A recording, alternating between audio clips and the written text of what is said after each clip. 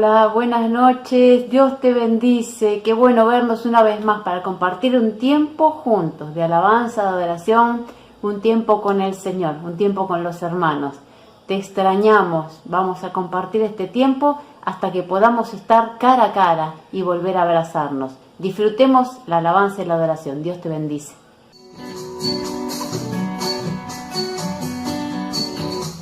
La única razón de mi adoración eres tú, mi Jesús.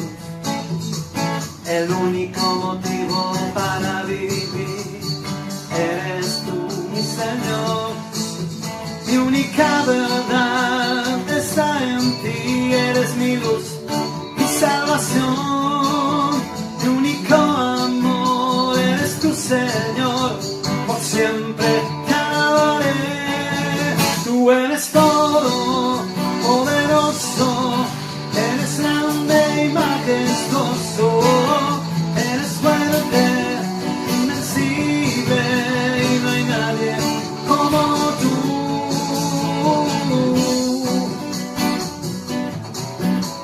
La única razón de mi adoración eres tú, mi Jesús.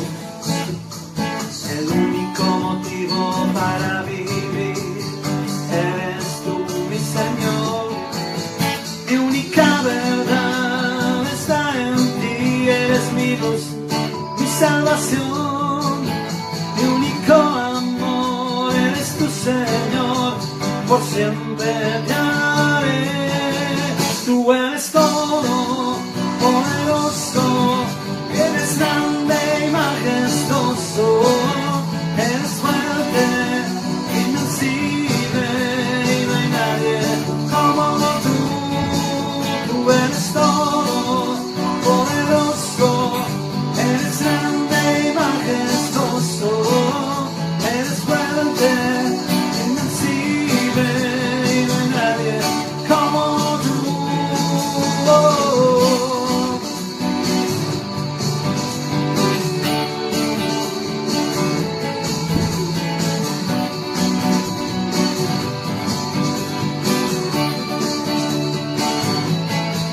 Tú eres todo poderoso, eres grande y majestuoso, eres fuerte, invencible y no hay nadie como tú.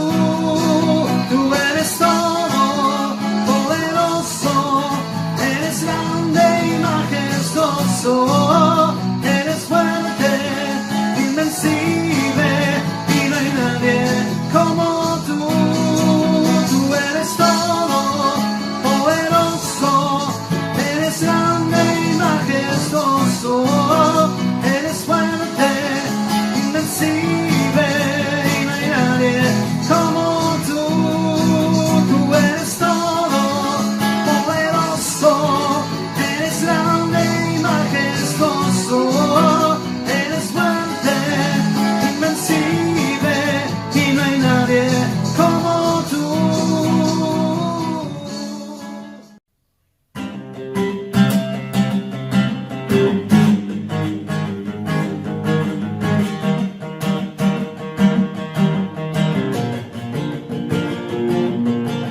Hoy puedo danzar con libertad, porque soy su hijo, porque soy su hijo.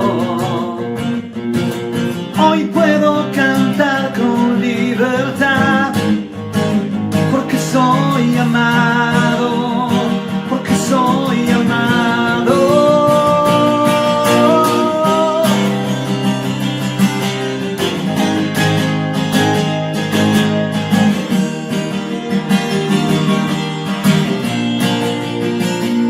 Podemos sentir tu gozo, podemos sentir tu vida y sanidad en las almas, queremos danzar. Podemos sentir tu gozo, podemos sentir tu vida y sanidad en las almas, queremos danzar. Hay libertad en la casa de Dios, hay libertad en la casa de Dios, hay libertad.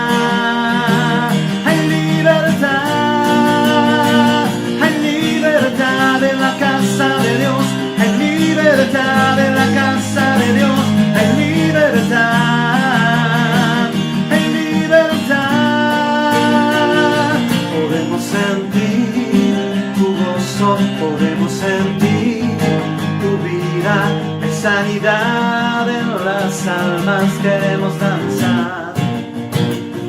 Podemos sentir tu gozo, podemos sentir tu vida y hay sanidad en las almas, queremos danzar. Hay libertad en la casa de Dios, hay libertad en la casa de Dios, hay libertad, hay libertad, hay libertad en la casa de Dios, hay libertad en la casa de Dios, hay libertad, hay libertad.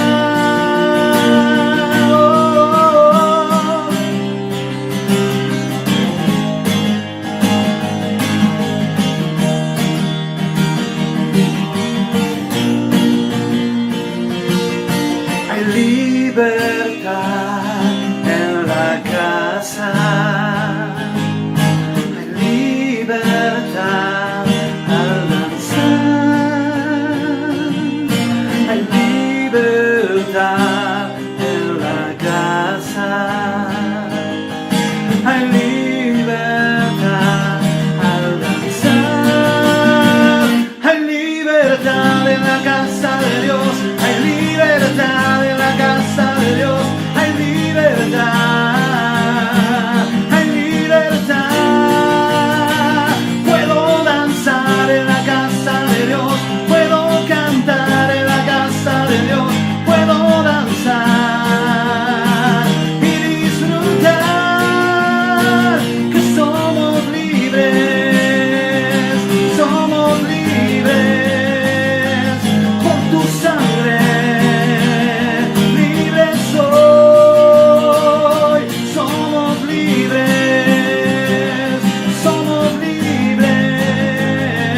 por tu sangre. Libres soy, libres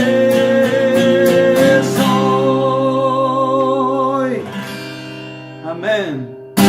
Hola a todos, les mando un beso, gracias por todo y es una bendición. Los quiero, Andrea. Hola, ¿cómo están? Dios los bendiga, los extrañamos mucho, mucho, les mandamos un abrazo enorme. Hola a todos, lo mismo, muchas bendiciones para todos, los extrañamos, nos vemos pronto. Hola familia, los extrañamos un montón, ojalá nos podamos ver pronto y Dios los bendiga. Chao. A quedarse en casa.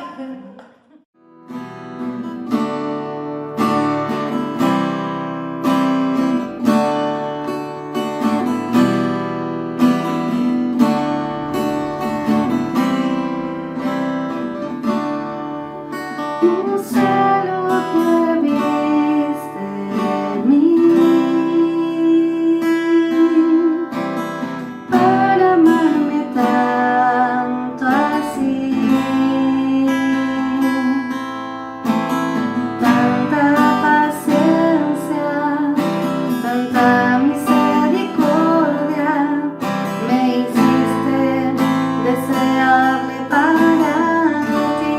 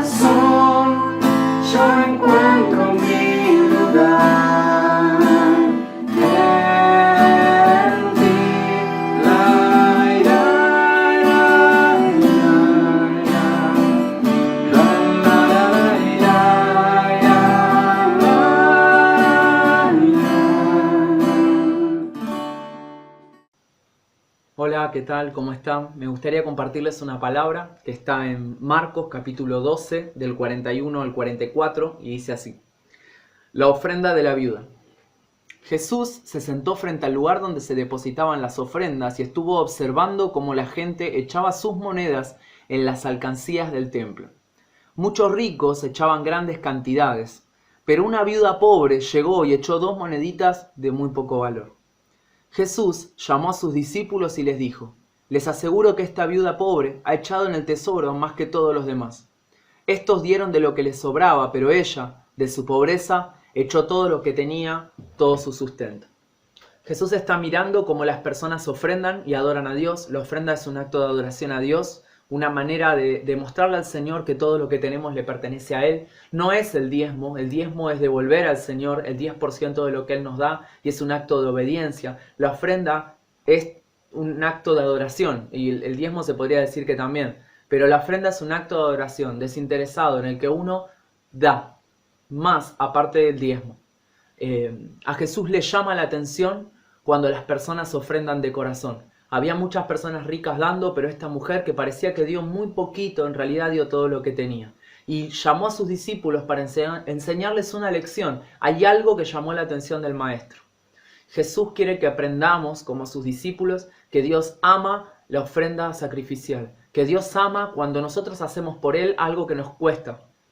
Esta gente rica daba mucho, pero nos deja entender Jesús que no le costaba. Lo primero que tenemos que saber con esto es que Jesús ama la ofrenda de corazón. Lo segundo es que en el reino de Dios, en relación a las ofrendas, siempre se maneja por porcentajes. Fíjense, el Señor nos enseña a dar el 10%. Es el 10% para todos. El que gana 10 pesos, diezma un peso. El que gana 100 pesos, diezma 10 pesos. El que gana 1000 pesos, ofrenda 100 pesos. Y así sucesivamente. Y uno podría decir, bueno, pero la persona que gana 1.000.000 de pesos estaba diezmando un montón de guita. Y desde la lógica sí, pero en realidad, si 1.000.000 de pesos es su total de su sustento, está dando el 10% de su sustento. Y si para una persona 100 pesos es todo su sustento, está dando 10 pesos del total de su sustento. Por lo tanto, es equitativo para todos. En esto pasa lo mismo. El Señor sabía que las personas ricas estaban descartándose de lo poco que tenían, pero esta mujer, de sus 100, dio 100. De su 100% dio todo lo que tenía. El Señor se maneja así también con nosotros. El desafío para esta ofrenda es: nosotros diezmamos porque obedecemos al Señor, pero hagamos también una ofrenda que nos cueste. Algo que le demuestra al Señor que confiamos más en Él que en nuestra propia capacidad administrativa. Ofrendemos algo para el que necesita. El Señor espera que sus hijos ofrenden. Tenemos personas encargados de la parte de tesorería de la iglesia con la cual podemos acercarle nuestros diezmos ofrendas, así que tenemos la oportunidad de hacerlo. También hace tu ofrenda sacrificial. Que Dios te bendiga. No sé lo que dice de mí para amarme tanto así. Tanta paciencia, tanta misericordia me hiciste deseable para ti. Me elegiste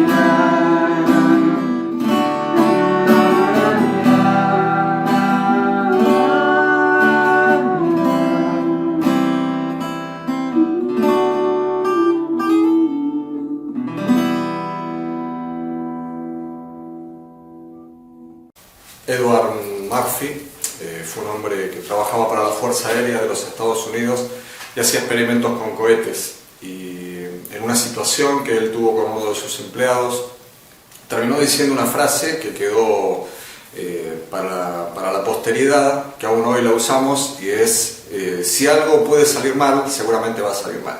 Y ahí quedaron las leyes de Murphy. Una de las explicaciones de la ley de Murphy es cuando se cae una tostada que tiene dulce encima, seguramente va a caer del lado del dulce contra el piso. Es muy probable que este año, en esta época de tu vida, hayas tenido algunos proyectos y que tal vez se hayan desbaratado en este tiempo.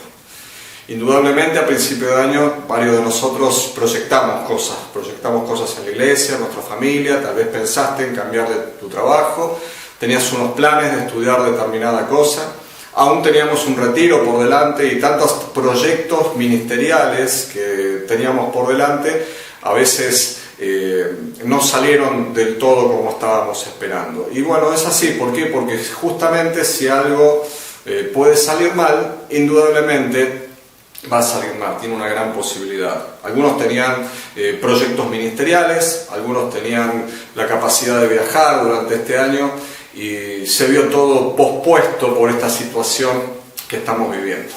Leyendo estos días, ahí en los capítulos 21 en adelante del libro de los Hechos, un precioso libro que podríamos iniciar la lectura justamente esta semana, que habla de lo que hace el Espíritu Santo en la vida de las personas y se centra a partir de por ahí, por el capítulo 9, en la vida del apóstol Pablo y la extensión de la iglesia a lo largo de los primeros años del cristianismo.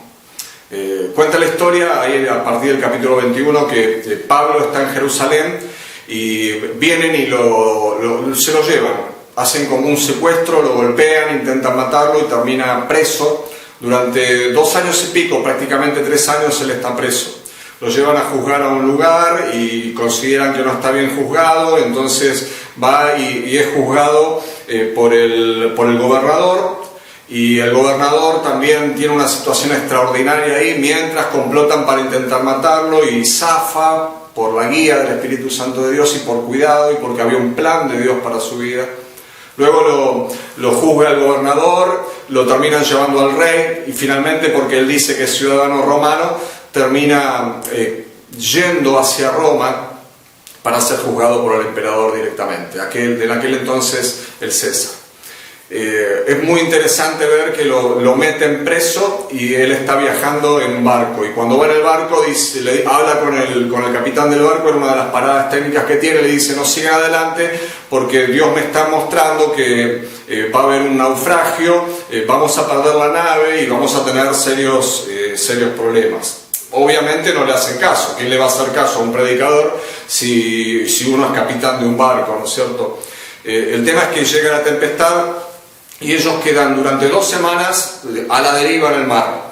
Ya estamos ahí por el capítulo 27 del libro de los Hechos, y después de que quedan a la deriva del mar, el barco encalla y termina hundiéndose. Ellos se salvan porque se tiran al agua. Algunos pueden nadar y otros, abrazados a los pedazos de barco, al resto de las cosas que había en el barco, que eran de madera y flotaban, pudieron llegar a una isla. Y es ahí que nos encontramos con una de estas afirmaciones que dice Murphy, ¿no? Si algo puede salir mal, obviamente va a salir mal. Y el capítulo 28 del libro de los Hechos de los Apóstoles, que te invito a que lo puedas buscar o lo puedas releer después en tu casa, dice así a partir del versículo 1. Hechos, capítulo 28, versículo 1 al 6, dice así la palabra del Señor. Una vez a salvo, nos enteramos de que la isla se llamaba Malta. Los isleños nos trataron con toda clase de atenciones, encendieron una fogata y nos invitaron a acercarnos porque estaba lloviendo y hacía frío.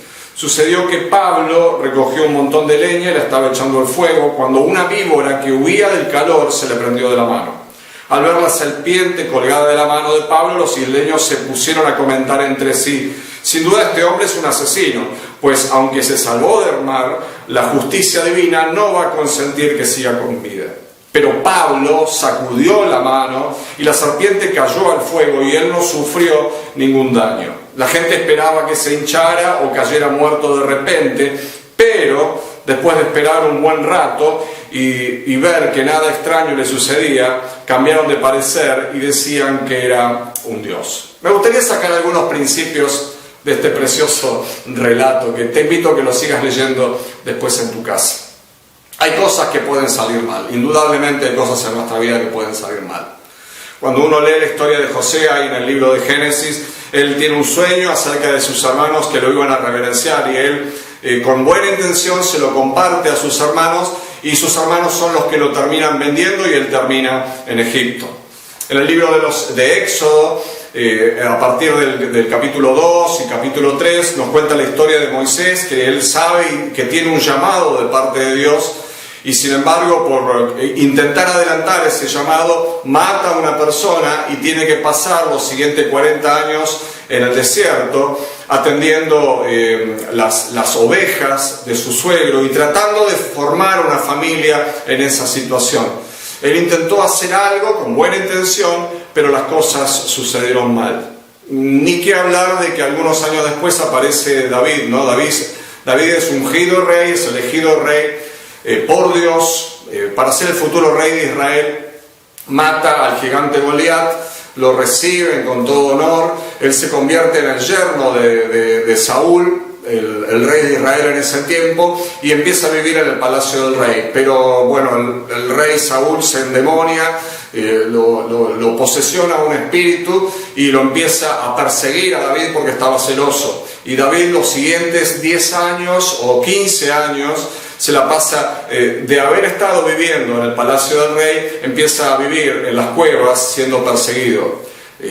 Por más que tuvo buenas intenciones, las cosas no salieron bien. Porque no importan muchas veces las intenciones, las cosas pueden salir mal igual.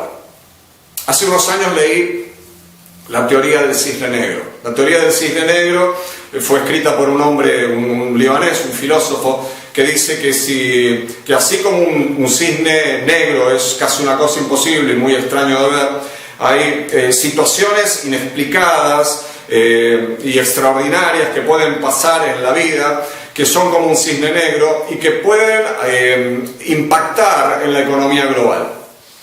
O sea, una situación determinada impacta en la economía de todo el mundo. Sucedió eso con las Torres Gemelas, sucedió eso con lo que después se llamó la burbuja económica del año 2008, que los que conocemos algo de economía, los que saben un poco de historia, saben que llevó al mundo a un caos durante muchísimos años. Porque si algo puede salir mal, sin duda va a salir mal.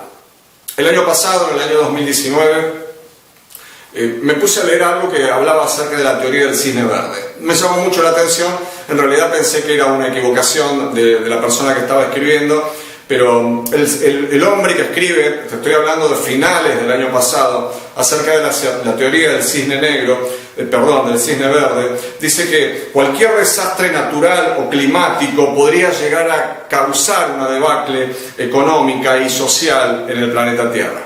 Yo leí eso y me vino a la cabeza, y ahí por los primeros días de febrero de este año, en el año 2020, que no sé si todos recuerdan, en Australia se empezaron a quemar todas las ciudades y los campos, un incendio forestal tremendo que ingresó en las ciudades.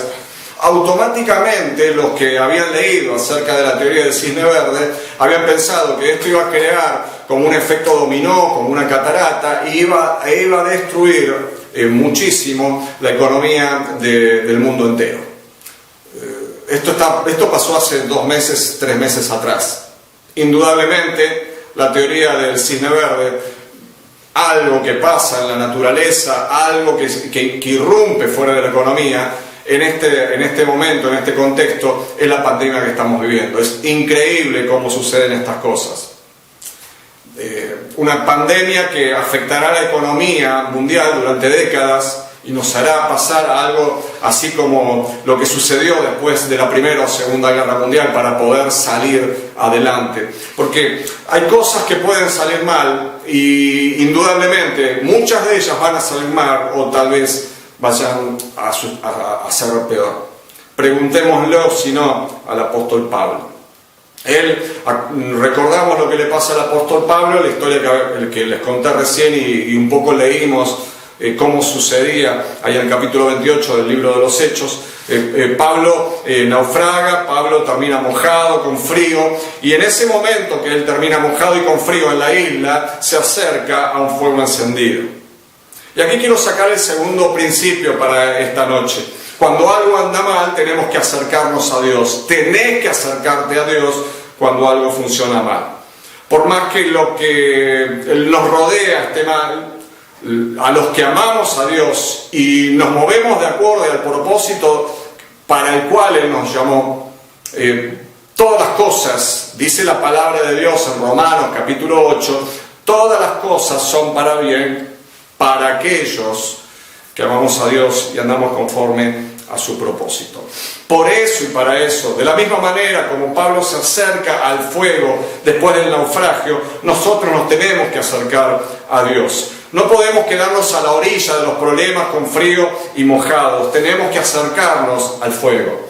El fuego siempre fue, en la palabra del Señor, el fuego fue siempre símbolo del Espíritu Santo, siempre fue símbolo de la presencia de Dios. Tenemos que aprovechar el fuego del Espíritu Santo en los tiempos difíciles y en los tiempos malos.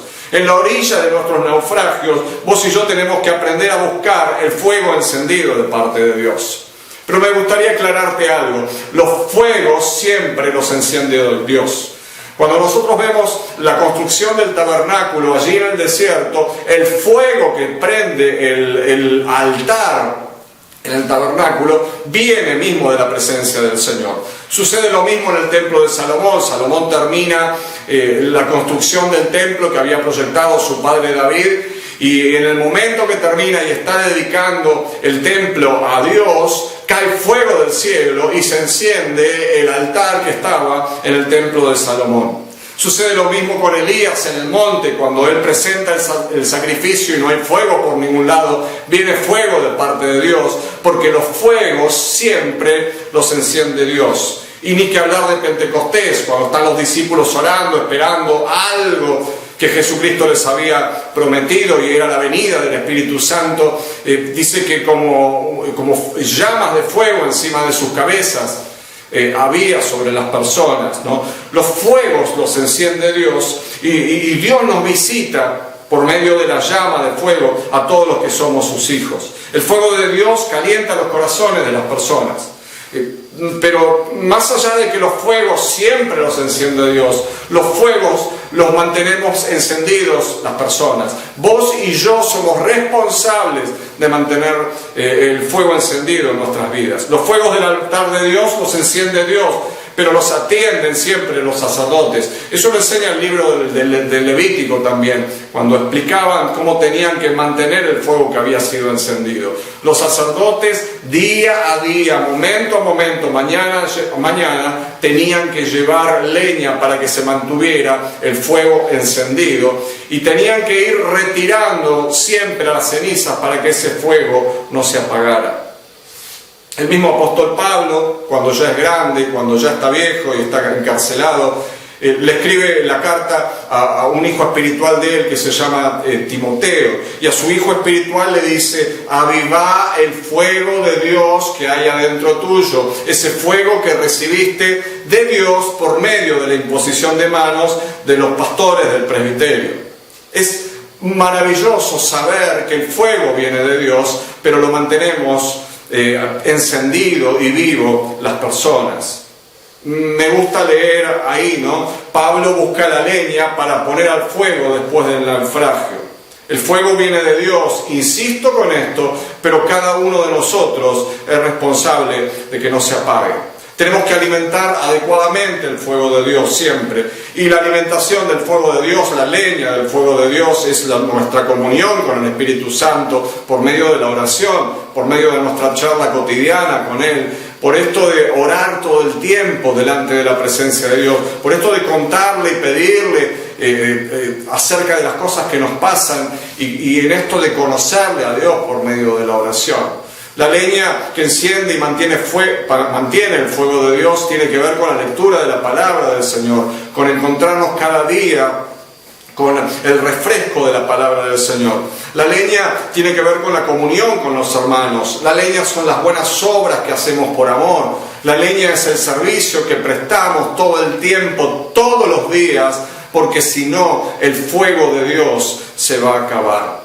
Recordá estos principios que recién te compartía. Si algo puede salir mal, indudablemente va a salir mal. Y cuando algo anda mal, tenemos que acercarnos al fuego de Dios. Y así como Pablo avivó el fuego y salió huyendo una víbora que lo muerde y se le cuelga de la mano, de la misma forma, cuando vos y yo nos acercamos a Dios, el diablo huye. Y este es el tercer principio que te quiero compartir en esta noche. Cuando vos y yo nos acercamos a Dios, el diablo siempre huirá de nosotros.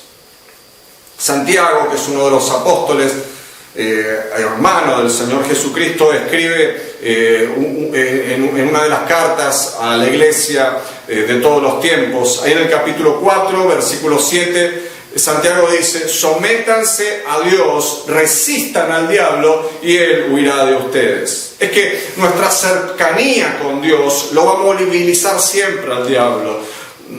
No es que Él no está, ni que no nos atacó antes. Es que sencillamente Él está obrando, y cuando vos y yo no nos acercamos a Dios, no nos damos cuenta de lo que Satanás está haciendo en nuestras vidas.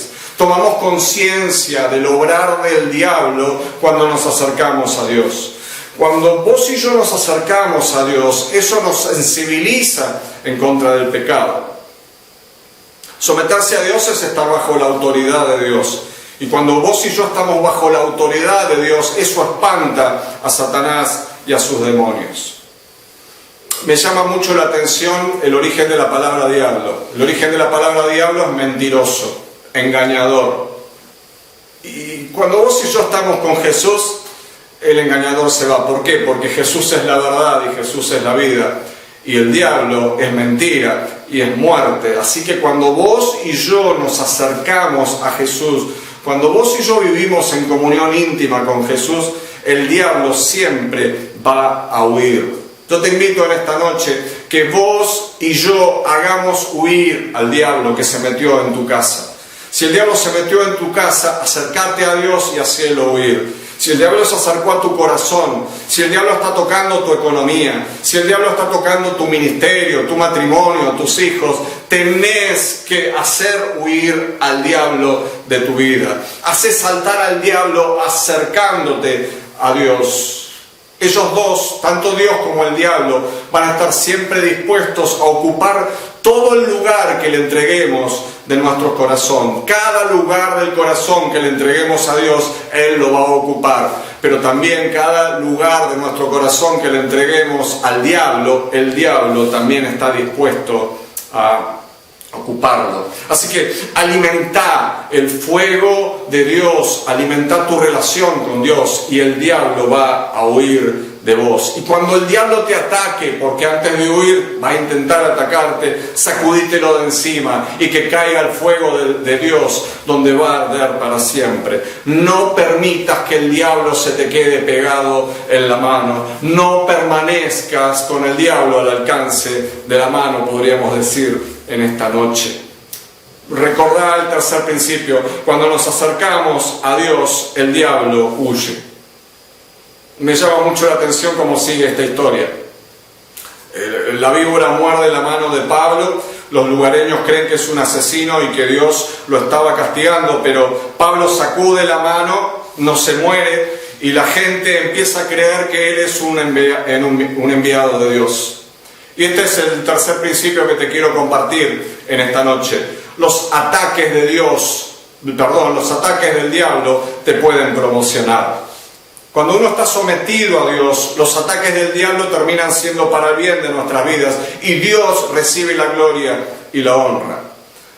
Pablo no sufre heridas. Y lo que pasa es que el diablo jamás puede dañar a aquellos que están alimentando el fuego de Dios, aquellos que se acercaron al fuego de Dios y mantienen viva esa llama del Espíritu Santo. El diablo sabe que hay un llamado sobre tu vida. El diablo sabe que tenés un destino marcado por parte de Dios y va a intentar atacarte, pero tenemos que echar fuera ese ataque, tenemos que renunciar a ese ataque. Como te decía recién, tenemos que sacudir a Satanás.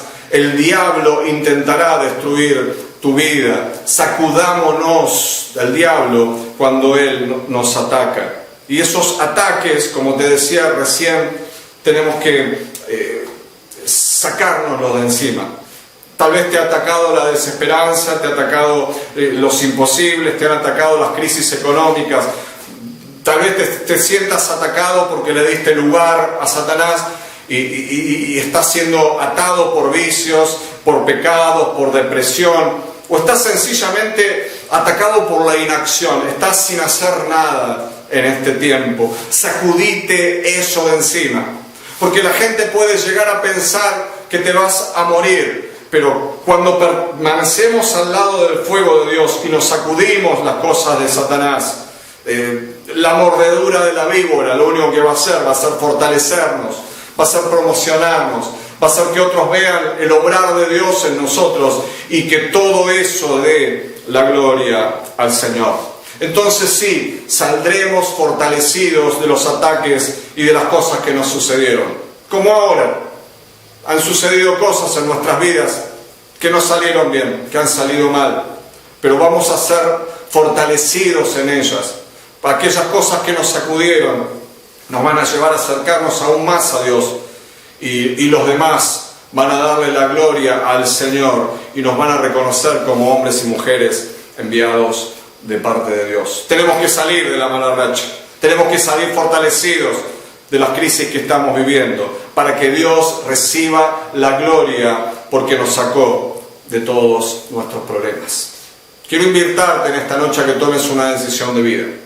Si vos nunca le entregaste tu vida a Jesús, si nunca reconociste lo que Jesús hizo por vos, si vos no podés vivir una vida de victoria porque no reconociste todavía que te equivocaste, que pecaste, que Jesucristo murió por vos y por mí, por cada uno de nosotros, para que podamos tener nuevamente relación con Dios, este es tiempo en el que le tenés que entregar tu vida a Jesús. ¿Y cómo se hace? Sencillamente reconocemos que Jesús murió por nosotros, que se hizo cargo de nuestros pecados, le pedimos perdón a Él, nos arrepentimos, decidimos no continuar con ese estilo de vida y con una sencilla oración le entregamos nuestra vida a Dios y Dios transforma nuestras vidas y salimos de estar bajo el dominio de la oscuridad y de Satanás y empezamos a estar bajo el dominio de la luz de nuestro amado Señor Jesucristo. Yo te invito a que si estás en esta situación y querés entregarle tu vida a Jesús, le hagas en este momento con esta oración y le digas a Dios: Padre, te pido perdón por mis pecados. Jesucristo, confío y acepto que seas mi Señor y Salvador. Te pido que entres a vivir en mi vida y que me perdones mis pecados. Y Espíritu Santo de Dios, empezá a gobernar mi vida y que pueda tener una vida de victoria. Gracias porque puedo ser tu hijo.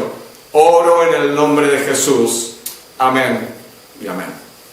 Ahora sí, vos ya sos un hijo de Dios porque hiciste esta oración y porque le entregaste tu vida a Jesús, o porque ya lo tuviste antes. Es tiempo de que salgas de la época de mala racha. Es tiempo de que salgas del tiempo de crisis. Y eso se dará solamente cuando nos acerquemos al fuego de Dios, cuando nos mantengamos avivando el fuego de Dios, cuando sacudamos los ataques del diablo, cuando nos saquemos de encima los ataques del diablo y reconozcamos de esa manera que Dios nos dará la victoria. Quiero orar con vos después de esta palabra inspiradora, reveladora de parte del Señor, para que podamos tomar la decisión de acercarnos a la presencia de Dios cada día y rechazar todo ataque del enemigo para que se termine este mal tiempo que tal vez estemos viviendo. Quiero bendecir tu vida. Señor, te doy gracias por la vida de mis hermanos. Los bendigo en el nombre de Jesucristo. Gracias, Señor, por haber puesto fuego tuyo en nuestras vidas. Gracias por el fuego del Espíritu Santo. Gracias, Señor, por permitirnos tener la oración y el diálogo con vos. Gracias por poder leer la palabra. Gracias, Señor, por la multitud de hermanos que hay a nuestro alrededor, con los cuales, teniendo comunión, podemos avivar ese fuego. Y gracias por la posibilidad de servir a la gente, de servir a la ciudad, de servir a la iglesia. Gracias porque todo eso alimenta el fuego que nos diste, Señor. Muchas gracias. Rechazamos, Señor, en el nombre de Jesús, rechazamos todo ataque del diablo sobre la vida de nuestros hermanos. Señor, con la autoridad que me diste, yo en este momento rechazo todo ataque del diablo, toda maldición, todo lo que el diablo ha hecho en la vida de mis hermanos. Yo lo cancelo en esta hora, en el nombre de Jesucristo de Nazaret, el nombre de aquel que venció a Satanás. Y Padre, te damos la gloria y la honra. Te agradecemos, Espíritu Santo, por esta palabra. Y Jesucristo, Hijo de Dios, gracias por ser quien sos y por habernos hecho hijos juntamente con vos. Te bendecimos en el nombre de Jesucristo. Amén y amén y amén. Tiempo de salir del mal tiempo. Tiempo de bendición. El Señor te bendice.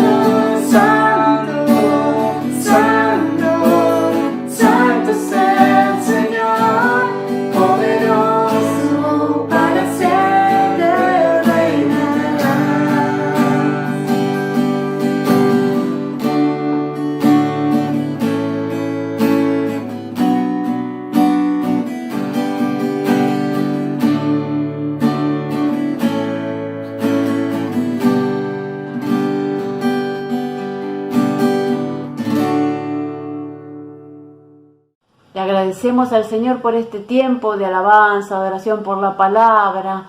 Gracias porque siempre nos lleva a tomar una decisión que nos cambia la vida. Y en este tiempo tenemos que buscar a Dios, más todavía. Un tiempo de servir, un tiempo de comprometernos, un tiempo de estar con la gente que necesita. Así como seguimos con las actividades habituales. Si vos tenés tiempo de llamar, avisanos, llama gente. Si podés salir, vení a servir al merendero, atender a las necesidades que satisface no solo la del que necesita, sino la tuya propia, porque salimos bendecidos cuando volvemos. Si podés visitar o ayudar al que necesita salir y no puede, también. y estate atento a lo que pasa alrededor, a la vida de la iglesia que seguimos teniendo. Seguimos participando de los cultos 2 veces por semana, jueves y domingos. Los sábados también tenemos culto de jóvenes y tenemos también capacitaciones, pasos a la vida abundante, devocionales diarios. Bueno, tenés de todo, tenés lo que quieras, casas abiertas, que seguimos haciéndola como grupos de crecimiento a la distancia para estar juntos y seguir adelante y seguir creciendo juntos. Buena semana, Dios te bendice.